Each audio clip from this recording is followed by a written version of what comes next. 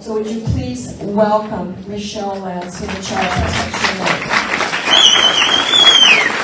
All right, thank you, Mary. Let's see if my thing works. Okay, so you heard a little bit about the Child Protection League. I'm just going to skip over that.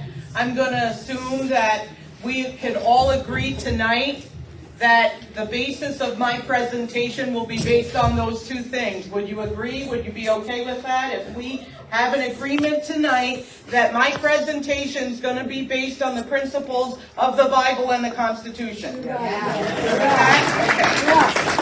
Okay. All right.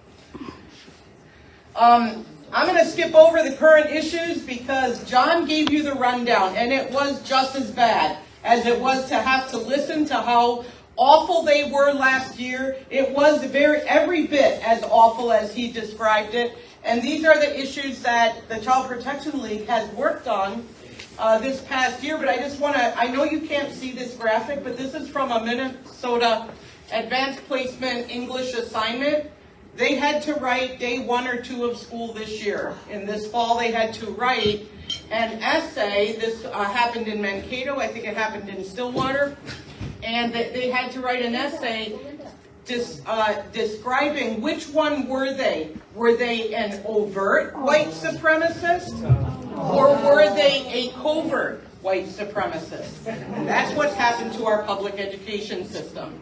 Queer theory, the trans cult, the child mutilation advocate legislation. I just want to point this out. There is no gender affirming care. That's a big freaking lie. It's gender mutilation, right? And the people who are pushing it are gender mutilation advocates. So we should just tell the truth and call them what they are.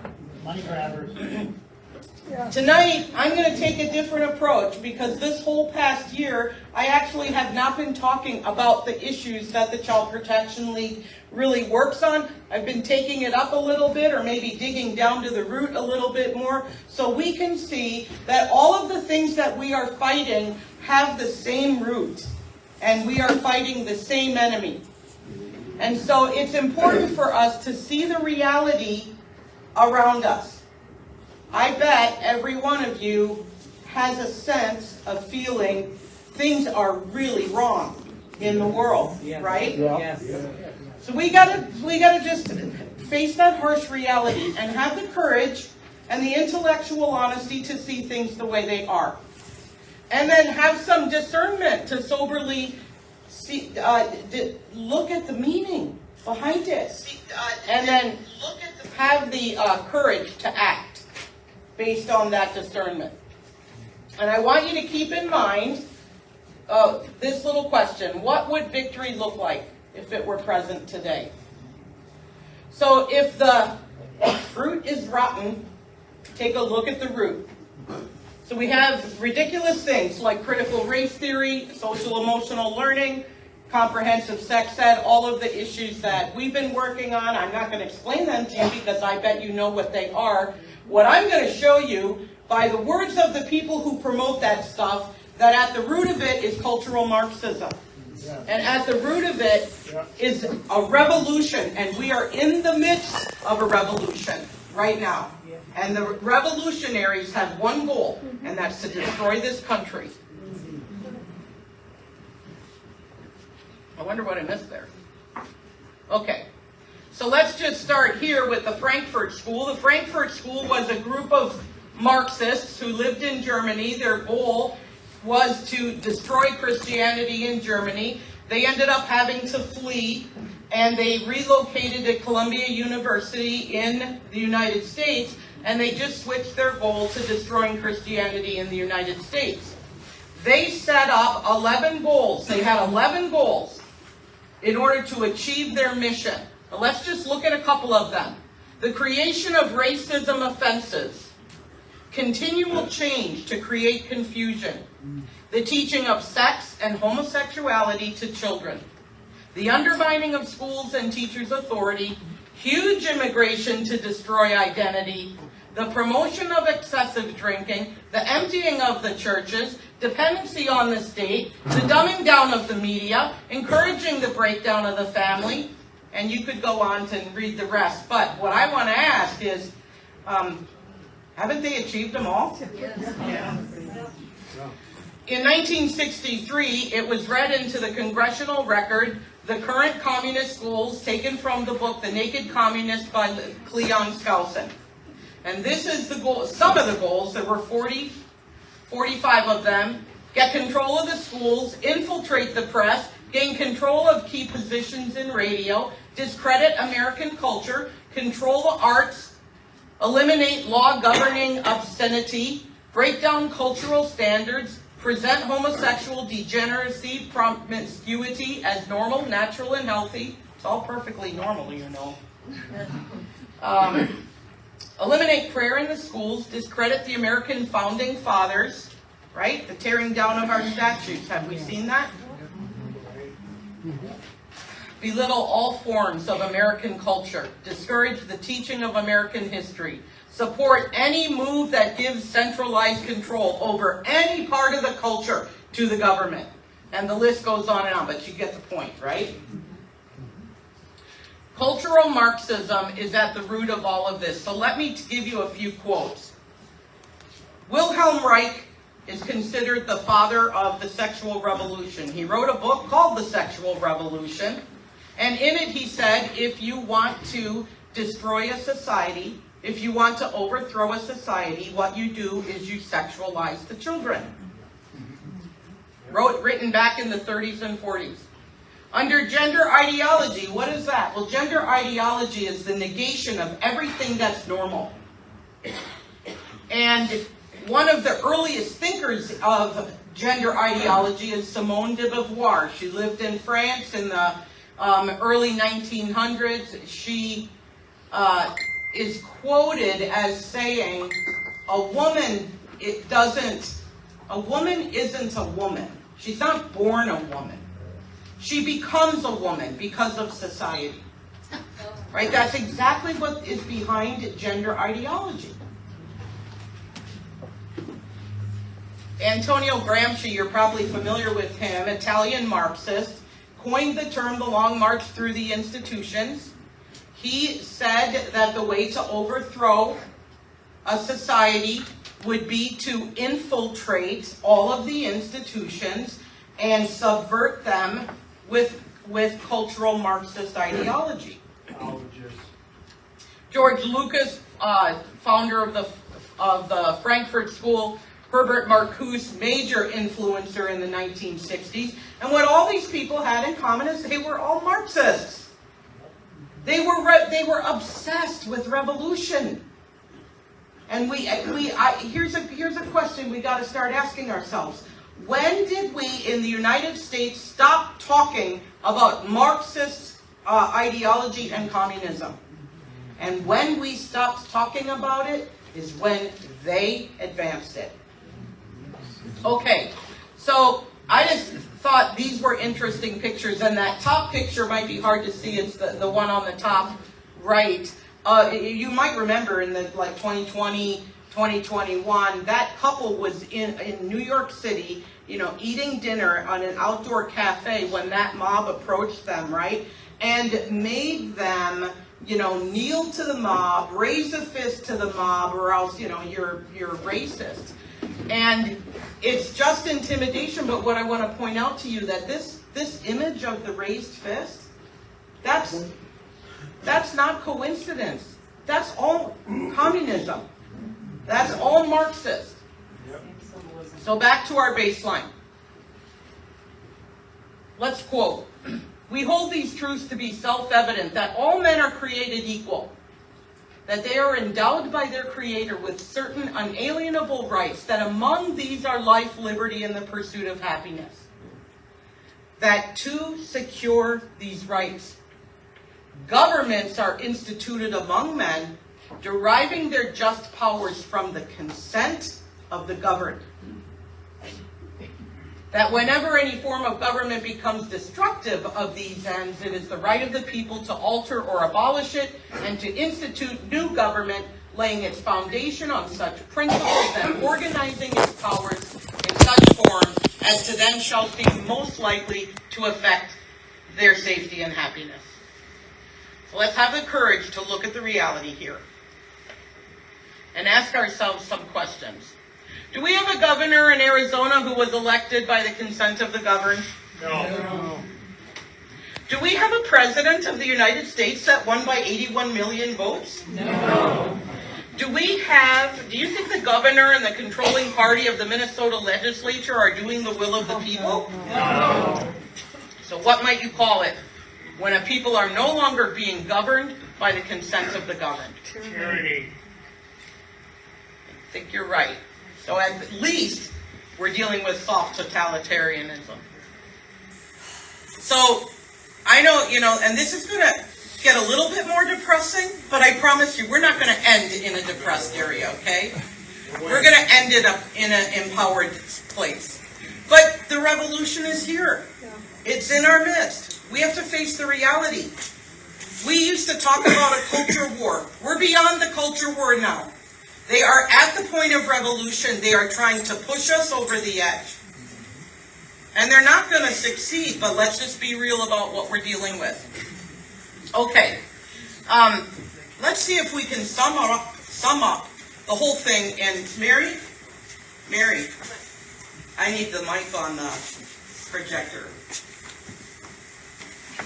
We're going to sum up the whole thing in 1 minute, okay?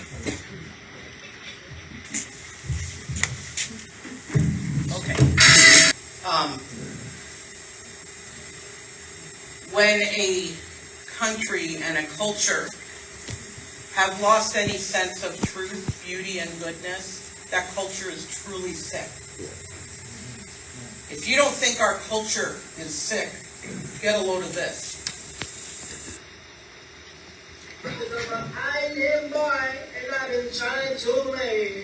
I can't stand it. That video on TikTok got like 22 million views. And I don't know what sad person and entity tried to make a hit, boy band out of the Island Boys. But, I mean, it didn't work, but that is, in my opinion, an example of how sick our society has become.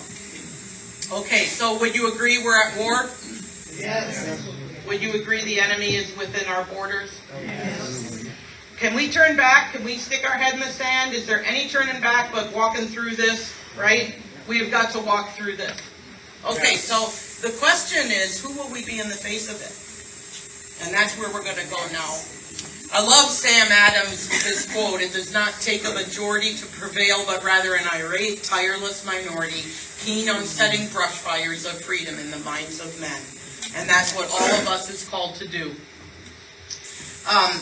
It helps, if you're dealing with tyranny, to maybe take a look at where other people who have dealt with tyranny have gone and what they have said and what we can learn from these people. So, a great one is Alexander Solzhenitsyn, of course, who on the eve of his being exiled out of Russia, wrote his essay, Live Not by Lies. But he said, the simple step of a courageous individual is not to take part in the lie. One word of truth outweighs the world. You can resolve to live your life with integrity. Let your credo be this: let the lie come into the world. Let it even triumph, but not through me.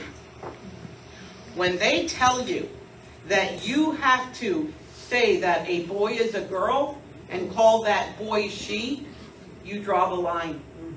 Personal integrity, right? Don't ever cross that line, because they know if you cave on that, you'll cave on the whole thing. Let it triumph, but not through me. The price of cowardice will only be evil. We shall reap courage and victory only when we dare to make sacrifices. And we are all going to be called to make sacrifices. And many of you already have made many sacrifices.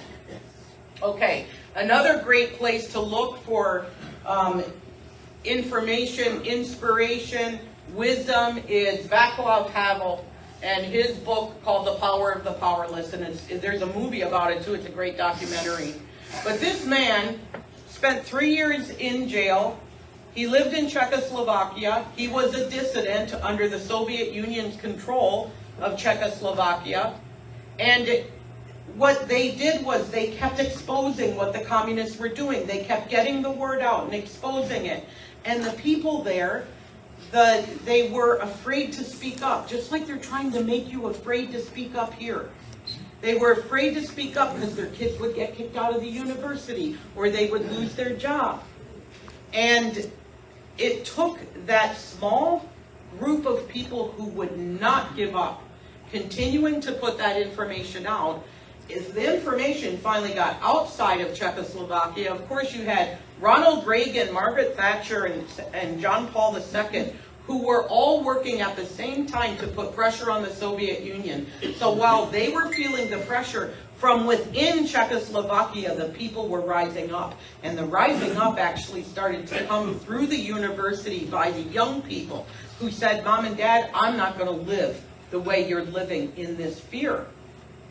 And so kind of a perfect storm situation, and communism fell. The Soviet Union collapsed. And Czechoslovakia became a free country again, in which Václav Havel became their first president. He went from dissident, in jail, president under a new country. Some of you might be familiar with this relatively new book by Rod Dreher, a couple of years old by now, Live Not by Lies. But what I loved about this book is he interviewed people who lived under communism, and he asked them, you know, like, how did you survive it? What did you do? And what he determined, based on all those interviews, it was the people who had small group gatherings that survived it better, because they had built a community where, one, they felt free to talk like you do here. This is way more valuable, Mary, than you could ever know, and maybe you do know, because here you don't have that oppression that you might have in the workplace or that they want to create for you in society. And the people who had that in especially the Eastern Bloc, the Soviet Bloc countries, Hungary, Czechoslovakia, they fared better. Their children said, we actually had a better life. We did better because my parents belonged to these small communities that would meet regularly. So it looks ugly, right? It is ugly.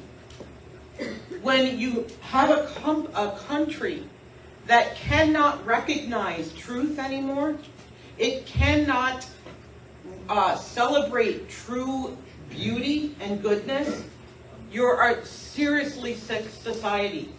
And that is what we're experiencing out there. Everything is turned on its head. But don't lose hope, because that's the lie that they are trying to tell you is prevalent. Well, what I'm going to show you is a video that got 26 million views compared to the Island Boys. And actually, this girl's official video was well over 40 million views. This is actually what America really thinks.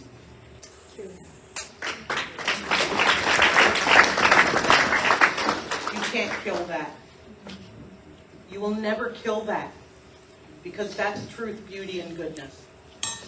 So, yeah, the revolution is here, but so is the counter-revolution, and we're seeing that rise up. I just Tucker Carlson interviewing Elon Musk. Amazing things that, 2 or 3 years ago you wouldn't have dreamed would be happening. Both the bad, but look at the good. We've got the exposure of the corruption. People are actually talking about communism and Marxism. People are talking about not the crimes that these people are committing, the treason that they are committing. There's a big difference, A crime is prosecuted in court. Treason is prosecuted by the military, right? So hang on. I mean, it's going to get crazy. The broken systems are failing, and gosh, don't prop them up. Let them fall. Some of these systems cannot be fixed. I'm not so sure. I'm just going to go out on a limb. I'm not speaking as the Child Protection League right now. Speaking as Michelle. I'm not sure the public school system can be fixed. Quit feeding the beast. Get your kids out. Do everything you can. I'll talk about that in a little bit. Censorship is failing. People are not, they're not buying the lie. Not only are they not buying the lie, but they can get to the truth now. And you're seeing more and more people, and as things get tougher, more and more people wake up. The people are seeing through the propaganda. Parents are rising up. That is clear. Parents are seeing things. Maybe that was the hidden lining, silver lining of COVID, that parents actually started to see what kids were being taught. That's certainly part of it. Citizens are taking back local governments. Lawsuits are being won. And I think that there's some spiritual revival going on. So the revolution is here, but when you stand on truth, you stand on an unshakable foundation. And honestly, every time I give this talk, I feel like I have to update the list of the good things that are happening, but I'm going to skip over them. I'm going to skip over that. Understand that God created you for this time. Really let that sink in. You could have been born anytime. You were born in the midst of a revolution. You were born at a time to take back your country. And how are you going to take back your country? I assert to you that there are two things that we all have in common, but we can look at one. And I don't, they like to call us, all kinds of names, and a lot of them end in phobe, right? I mean, they say we're haters, whatever, But here's the thing. Me and my gay friends, and my friends who might have gender confusion, and my friends who are of other ethnic nationalities, we're Americans. We're united by the Constitution, and these people are not going to divide us, because those are not my enemy. Amen. My enemy is the cultural Marxist who is trying to destroy this country. Yes. So we stand with anyone. You put your hand on your heart and you pledge allegiance to that flag and the republic for which it stands. You're not my enemy. You're my patriot and my friend. That unites us.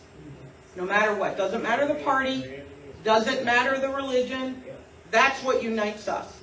If you're a Christian, then we're united in that regard either. But we're a tolerant people who could live with other people. We did it for a long, long time. Absolutely. So what's going on? They are trying to divide us. Don't let them divide you. Amen. Okay, we have a mission. So we can be prudent, don't be stupid. Don't go out and take on battles that are just going to cause trouble for your family. But don't use that kind of rationality to do nothing, right? Discern. What is God calling you to do? He apparently is calling me to work with the Child Protection League. He might be calling you to work on another issue. Some of you might be, Second Amendment is your hot button issue. Wherever God is calling you to go, that's where you should go. And understand that we may be working on different battlefields. We're still fighting the same enemy. And we're united in that. Yes. Okay. Part of that is organizing, right? It's organizing locally. We are the answer on the other side of this war. We are the ones who are going to have to teach, and we're the ones who are going to have to govern. And so we have to organize now. We have to accept responsibility that we have not been vigilant. Okay, sorry. We can own that. But it's like this picture. Dear school boards, parents are coming, and they've got questions, right? I don't know if you saw the video that went. This guy, I think he was at a school board meeting, and he said, "We're taking back the wheel. Thanks for your service. We're taking back the wheel." Right? That's what it's going to take. Right? Don't wait for the victory. Claim it now, because locally you have a lot of power. Okay, strategies.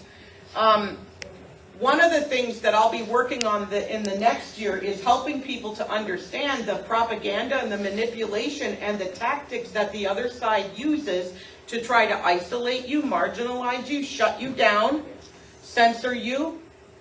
And it's important for us to understand how they do that, because it's a known playbook. And they're really good at it. What we can do is we can learn how to name the dynamic, name the tactics that they're using. Don't get caught in the traps. So hang with me. I won't go into it much tonight. This is a little bit. Some of this stuff came from the work of James Lindsay, who we just brought in recently. But this is really important stuff to understand the dialectical traps that they put us in. And one of them is they will do things to try to get you to react. And your reaction is what they're waiting for. Because then your reaction gets filmed, right? And then it gets used to make you look like you're some kind of something, or it's used to bolster their base, their minions. And we have to stop falling for the trap. Instead of falling for the trap, what we do is say, you're just provoking me. You're trying to provoke me, and we're not falling for it this time. We're not engaging with you. They will say something totally outrageous, and then you start countering it, right? That's not true. Oh, you hater. No, I'm not a hater. Oh, yes, you are. Oh, no, I'm not. And now you've fallen into the trap. When the effective response is they say something outrageous, and you say, you're just trying to provoke us. You're trying to provoke us to react. And not only is what you're saying not true, but we're not going to engage in it. And when you do that, it puts them on the defensive, but in addition to that, it helps the people around you to see that that was a trap. So they don't fall for it either. And the more we wake up and we call out those dynamics and we call out those traps, the more we help other people to wake up. This is what's happening with the media. People they're not buying the lies anymore. Do you see that? People are, and once you know that your abuser is abusing you, they can't abuse you anymore because you're onto it. So that is key. Watch for that. We're going to be putting out some things this year.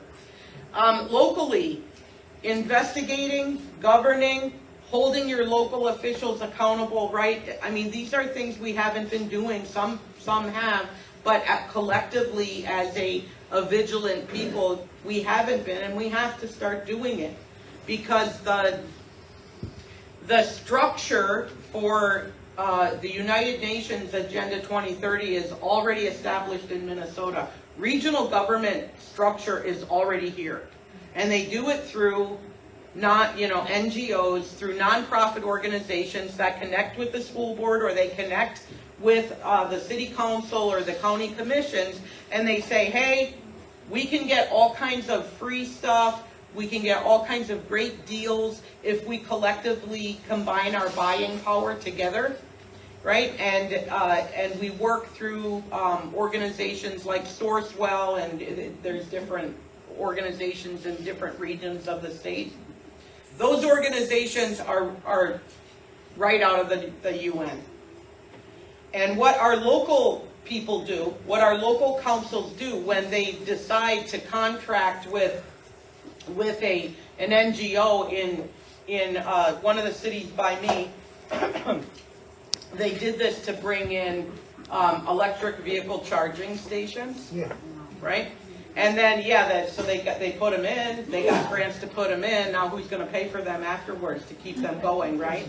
And then all kinds of regulations and all of that authority was outsourced out of the city council to this third-party partnership. So these private-public partnerships are poison for us, because what's happening is our local officials are then giving up their authority to a party that's not elected. So one of the first things I would say in investigate and govern is go to your local councils and start asking for their contracts, right? Hey, we get it. We haven't been here. Sorry, you've had to carry this load all by yourself. Thank you for your service. Now we'd like to see the contracts, right? And go in with confidence.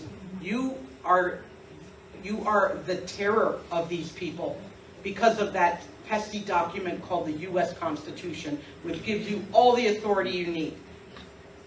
And then you add on that the authority of moral law. You're scaring them, but we're going to take back our country. Teaching, do everything you can to get kids out of the public school. These aren't public schools, by the way. These are government schools. Yeah. And when the government took over education, the government took over the future. No. And the people who infiltrated that, which, I mean, it's probably inevitable that that was going to happen, but it has happened. It's way far advanced. One of the things Child Protection League will probably be exposing a lot this year is how much mental health services they are bringing into the public schools. Mm-hmm. Oh my God, it's nuts. So, you know, some of you are veterans. I saw that. I'm going to speak specifically to the men in the room. Boy, do we need you. Not just, you know, like, because you have a natural authority. And so when I swear, when men show up, it's the end. It's over when the men show up. You know, you just have that authority. But what I'm saying is, not only that, but the next generation, so those of you who are veterans, this next generation, they need to hear your stories. Yes. They need to see your courage, your resolve. They need to see you in the community, because if we don't change the culture and work now to take back the culture, we're going to lose this generation of young people. And I'm just going to speak from, you know, somebody who grew up in the feminist movement. The feminist movement did more to hurt women than anything else. And men didn't, you know, they got the short end of that. And it's time for us women to start giving them that respect and start, you know, telling the radical femmes, who are, by the way, arguing with every other thing in that LGBT. That is no community. They are fighting amongst themselves. There's no unification there. Okay? They're not unified, because one reason is because gender ideology is the negation of every norm. And so a homosexual man, to the gender ideology is normal. And because the homosexual man knows he's a man. Mm-hmm. And that just makes them feel oppressed. And so now you have to negate everything that's normal. That's what gender ideology is, right? So let's not refer to that as a community, because that is not a community. They are very much divided. But and so this is why I say, let's just go back to what unites us. What unites us is that Constitution. We can stand next to any American who's willing to stand and say, you will not destroy this country. You will not take it away from us. We're taking it back from you. Okay? So, yeah, the Patriot Story Hour that the Child Protection League put together, I think there's a couple kits over there. It's got, 4 books, and the whole idea is you don't need the kit, but you can take one if you want. Go into the public library, rent the room. The hardest part about the Patriot Story Hour is promoting it and getting the word out for people. But the long-term goal there is that it's up to us to instill patriotism in the next generation. So you can go into the public school and say, it's President's Day. What are you doing? Me and the community, we got our George Washington, costume. We want to come in. We want to do some celebration. Yeah. And the school will probably say no. Then stand on the corner in your George Washington and wave to the kids. Think outside the box. Do everything that you can to bring a patriotic culture alive. It's us living it. That's what's going to change it, is us living it. And us saying, I will not live by lies.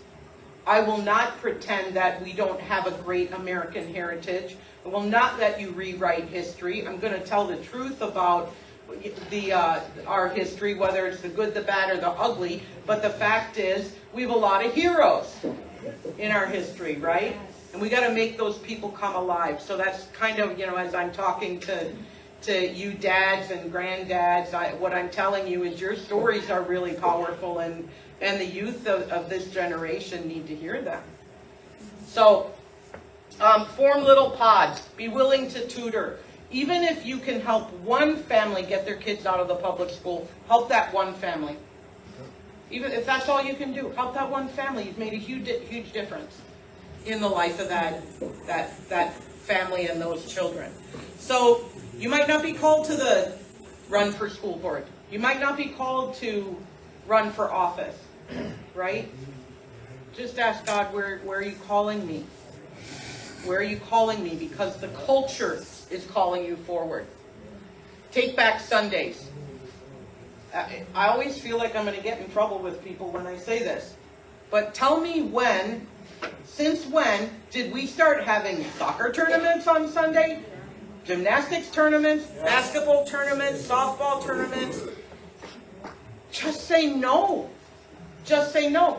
We're not doing it. Do you remember the story of the Olympic runner in England who wouldn't compete on Sunday? It was a big fiasco. Eric Little?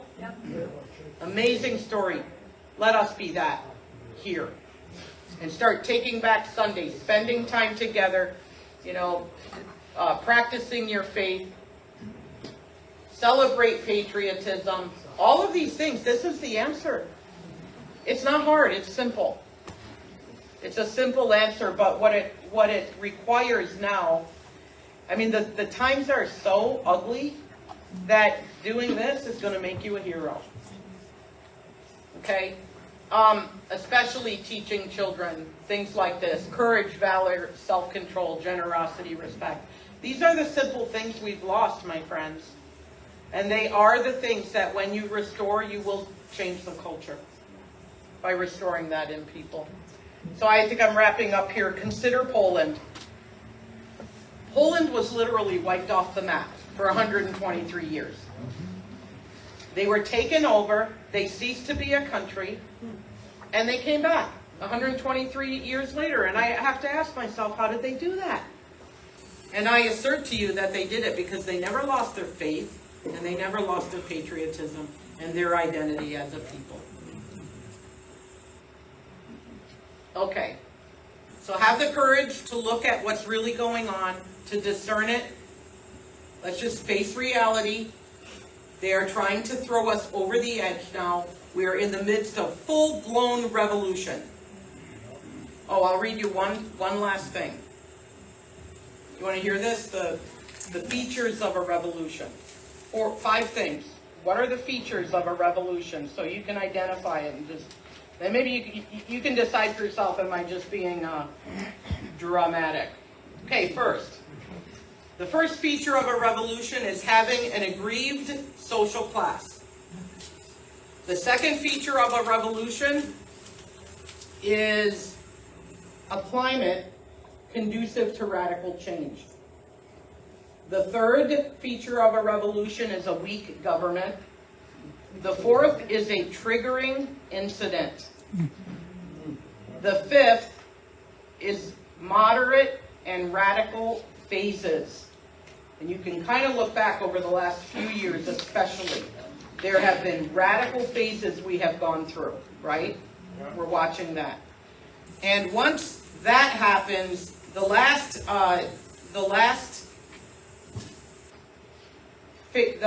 part is two outcomes. It's going to go one way or the other. A consolidation of the revolution or the victory of the counter-revolution. So those are the 5 stages of a revolution based on sociologists. Don't give up the faith. Like Mary said, we are winning. Yes. The world doesn't want you to think we're winning, and the next year is not going to be easy. Right. But on the other side of it, we're going to teach, we're going to govern, and we're going to take back our country. Thanks a lot.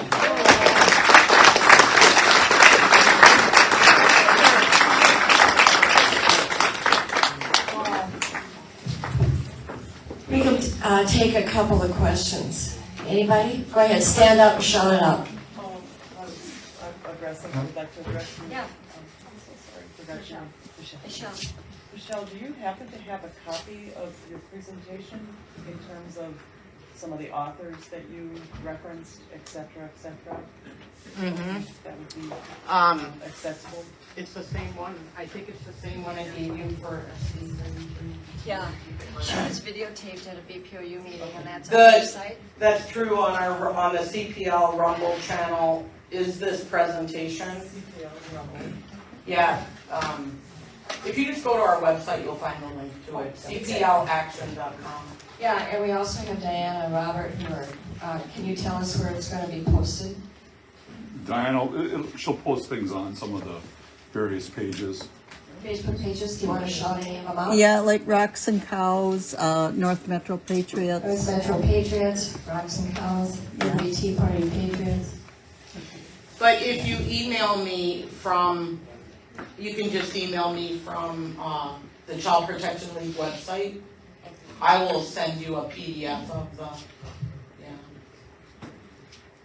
Yeah, if you change it, just take my name off it. You know, I don't care who gets the credit. There are people who can do this and do it way better than me. What matters is that we make a change, right? And so this is true about the Child Protection League and just about everything we do. We just share it. All that stuff over there, except for the books, those are for fundraising, but it's there for you to take. Take what you need to be able to equip you to help fight the fight, right? That's why people donate to us, so that we can make that available. But it's not like, oh, that's a copyright thing. I couldn't care less, okay? I just want to win the war.